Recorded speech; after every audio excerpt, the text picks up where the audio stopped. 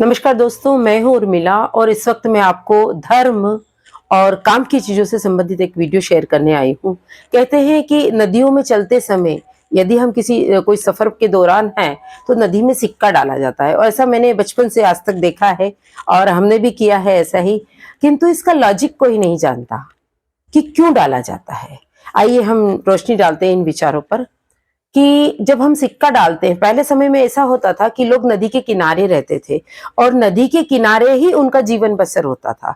वो नदी के किनारे का ही नदी का पानी लेकर अपना जीवन व्यापन करते थे और इसलिए सिक्का डाला जाता था कि सिक्का जो होता था वो तांबे का होता था और सिक्का जैसे ही पानी में जाता है सबसे पहले तो पानी को शुद्ध करता है।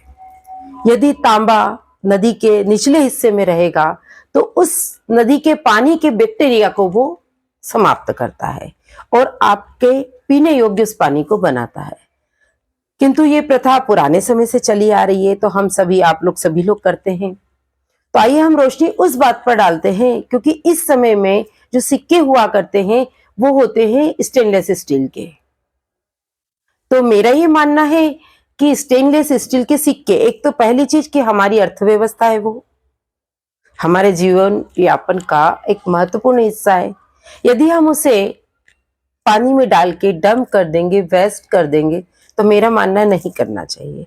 रही ज्योतिष विद्या की बात, कहते हैं कि बहते हुए पानी में यदि चांदी का सिक्का डाला जाए तो आपके चंद्र दोष समाप्त होता है और आपको कोई अच्छी खबर मिलती है।